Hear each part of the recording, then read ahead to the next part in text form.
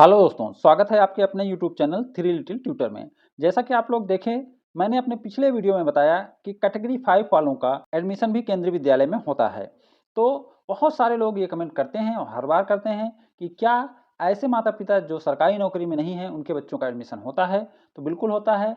आपको मैंने official data भी दिखाया था और साथ ही साथ बताया भी था कि कितने लोगों का एडमिशन होता है। तो अब एक कमेंट बार बार आ रहा है कि केंद्रीय विद्यालय में ही क्यों अपने बच्चे को पढ़ाएं, क्योंकि बहुत सारे माता पिता केंद्रीय विद्यालय में पढ़ाना चाहते हैं। वो क्यों पढ़ाना चाहते हैं, क्या खास बात है, ऐसे कुछ पॉइंट मैं लेकर आया हूं जिससे आपको पता चलेगा कि केंद्रीय विद्यालय ही क्यों। केंद्रीय विद्यालय में बच्चे पढ़ाने के 21 कारण, तो 21 कारण मैं लेकर आया हूं कि क्यों आप अपने बच्चे को केंद्रीय विद्यालय में पढ़ाना चाहेंगे। सबसे पहला जो कारण है वह है केवी देश के टॉप स्कूलों में शुमार होता है। जैसे कि रिजल्ट आता होगा तब भी आप देखते होंगे कि जो केंद्रीय विद्यालय हैं वो सीबीएसई बोर्ड में टॉप करते हैं या तो दूसरे नंबर पर रहते हैं। सबसे अच्छी बुक्स एनसीईआरटी बुक्स पढ़ाई जाती है। अच्छे वेल एजुकेटेड टीचर होते हैं, क्योंकि टीचरों के साथ कोई समझौता नहीं होता। जैसे प्राइवेट स्कूलों में होता है कि कोई टीचर पढ़ाने में अच्छा है, भले उसके पास डिग्री नहीं है, फिर भी उनको नौकरी पर रख लिया जाता है। लेकिन केंद्रीय विद्यालय में ऐसा नहीं है। आप पढ़ाने में अच्छे होने चाहिए, साथ साथ आपके पास अच्छी डिग्री भी होनी चाहिए। केवी की बिल्डिंग्स मानक अनुसार होती है। बहुत सारे प्राइवेट स्कूल ऐसे होते हैं जहां पर बिल्डिंगें मानक के अनुरूप नहीं होती, लेकिन केंद्रीय विद्यालय सरकारी स्कूल हैं, इसलिए उनकी बिल्डिंग्स मानक के अनुसार होती हैं, इसलिए बच्चों को वहां कोई दिक्कत नहीं होती है। देश के सबसे अच्छे बोर्ड सीबीएसई से पढ़ाई होती है। बोर्ड भी सीबीएसई है और सीबीएसई देश का सबसे अच्छा बोर्ड माना जाता है। लाइब्रेरी की सुविधा होती है जिसमें अच्छी किताबें पढ़ सकते हैं। बच्चों के लिए बड़े बड़े प्लेग्राउंड्स होते हैं, पर्याप्त मात्रा में जगह होती है, खेल कूद के साधन होते हैं, शिक्षण कार्य में तकनीकी का प्रयोग होता है।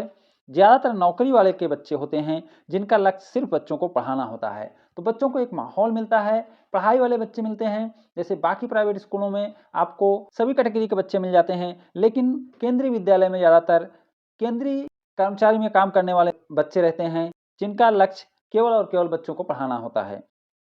दूसरे अच्छे स्कूलों के मुकाबले फीस कम लगती है, तो ये भी बहुत बड़ा कारण है, क्योंकि प्राइवेट में भी बहुत सारे अच्छे स्कूल हैं लेकिन उनकी फीस ज़्यादा होती है। तो ऐसे में एक आम आदमी, एक छोटा सरकारी नौकरी वाला आदमी बड़े प्राइवेट स्कूलों में नहीं पढ़ा पाता है, जबकि केंद्रीय विद्यालय का लेवल भी उन बड़े प्राइवेट स्कूलों के लगभग बराबर होता है।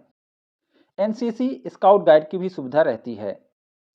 अलग अलग राज्य के बच्चे होते हैं जिसमें अनेकता में एकता का भाव आता है। साझा संस्कृति की झलक बच्चों को बचपन से ही मिलती रहती है। राष्ट्रीय एकता और भारतीयता की भावना का विकास होता है। शिक्षक और विद्यार्थी अनुपात स्टैंडर्ड रहता है। नर्सरी से कक्षा 12 तक विद्यालय नहीं बदलने होते हैं। गरीब तथा वंचित समूह के बच्चों को निःशुल्क शिक्षा मिलती है। सभी लड़कियों का ट्यूशन फीस माफ रहता है। ज्यादातर सभी बच्चों के माता पिता शिक्षित होते हैं। माता पिता के ट्रांसफर पर बच्चों का ट्रांसफर हो जाता है। विभिन्न प्रकार के खेल हेतु उपयुक्त शिक्षक एवं सामग्री उपलब्ध रहती है। बच्चे शैक्षिक परिवेश के परिवार से होते हैं जिससे स्कूल का प्रवेश भी पूर्ण शैक्षिक होता है। तो ये कारण थे जिनकी वजह से सभी माता पिता चाहते हैं कि उनके बच्चे केंद्रीय विद्यालय में पढ़ें। मैं ऐसा नहीं बोल रहा हूँ कि केंद्रीय विद्यालय ही अच्छे विद्यालय होते हैं, बहुत सारे ऐसे विद्यालय हैं जो केंद्रीय विद्यालय से भी अच्छे हैं, लेकिन एक कम पैसे में, एक अच्छे बोर्ड, एक अच्छी बुक के साथ केंद्रीय विद्यालय अच्छे होते हैं। लेकिन ये बात सभी केंद्रीय विद्यालय पर लागू नहीं होती है। कुछ केंद्रीय विद्यालय उतने अच्छे नहीं होते हैं, इसलिए आप अपने क्षेत्र का केंद्रीय विद्यालय देखें कि आपके केंद्रीय विद्यालय में ये सुविधाएं हैं कि नहीं हैं। साथ ही साथ आपके केंद्रीय विद्यालय में टीचर कितने जागरूक हैं, बच्चों पर कितना ध्यान देते हैं, ये भी बहुत महत्वपूर्ण होती है। क्योंकि केंद्रीय विद्यालय एक जैसे होते हैं, बिल्डिंगें एक जैसी होंगी, टीचर अच्छे होंगे, लेकिन टीचर पढ़ाने भी चाहिए। आपके केंद्रीय विद्यालय में प्रिंसिपल कितना ध्यान देते हैं, कितनी चीज़ें लागू करते हैं वो, क्योंकि नियम बने रहते हैं, लेकिन सभी केंद्रीय विद्यालय में सभी नियम लागू नहीं हो पाते हैं। तो यदि आपका केंद्रीय विद्यालय अच्छा है तो आप अपने बच्चे को केंद्रीय विद्यालय में पढ़ा सकते हैं। साथ ही साथ अभी सभी स्टेट में आरटी के तहत भी प्राइवेट स्कूलों में एडमिशन होते हैं। तो अगर आपकी एलिजिबिलिटी आरटी है तो आप अपने स्टेट के आरटी कोटा में भी फॉर्म डालिए, क्योंकि वहाँ भी अच्छे प्राइवेट स्कूल में आपका बच्चा पढ़ सकता है और अपना भविष्य बना सकता है। तो आज के इस छोटे से वीडियो में मैं इतना ही चीज़ लेकर आया हूँ।